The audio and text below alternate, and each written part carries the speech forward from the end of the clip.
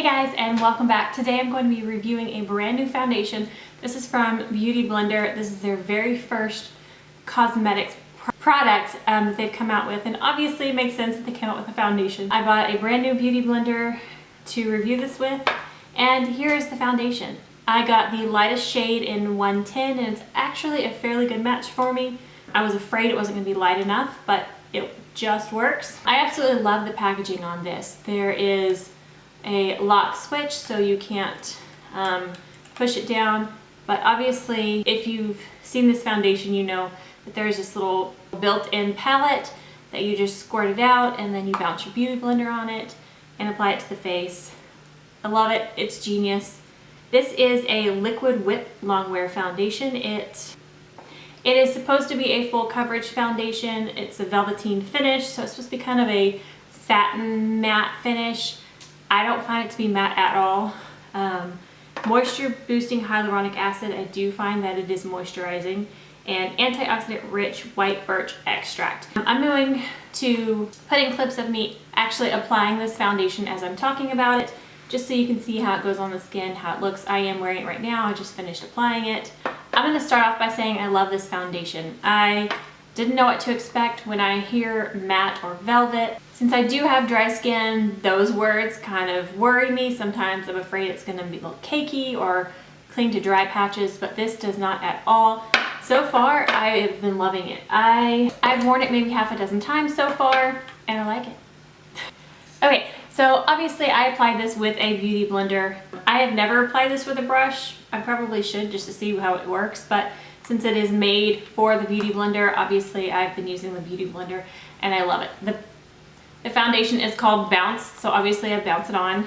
It goes on beautifully, it blends well. I wouldn't personally call this a full coverage foundation. I would call it medium. You might be able to get full coverage if you use a brush. Again, I haven't tried that yet, but I've even tried to add a second layer with the Beauty Blender and it doesn't seem to build up to full coverage for me personally.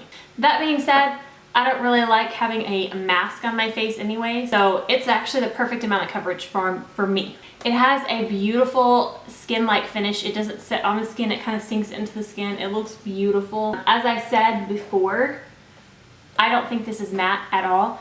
It's not as dewy as my Flower foundation is. The Light Illusion foundation, that one is one of the dewiest foundations I've used and I love it. I would say this feels a lot like that foundation on the face in the sense that it's very moisturizing, it's hydrating, it feels a little bit like lotion and I love it. But it's not quite as dewy as the Flower foundation. So if that one's a little too much glow for you, you might try this one. I don't know how this works on oily skin. It may work really well, but as a dry skin gal, I love it. It works perfectly. I don't even set it. I set under the eyes. I used a little Tarte Shape Tape as concealer today, and then my Laura Geller Balance and Brighten powder. I just set under the eyes and like around the mouth and stuff. I put bronzer and blush on top. It blended just fine without powdering, and I love the finish that it has without powder. I think it's beautiful. And even where I did put powder, like under my eyes and nose, it doesn't look cakey or anything.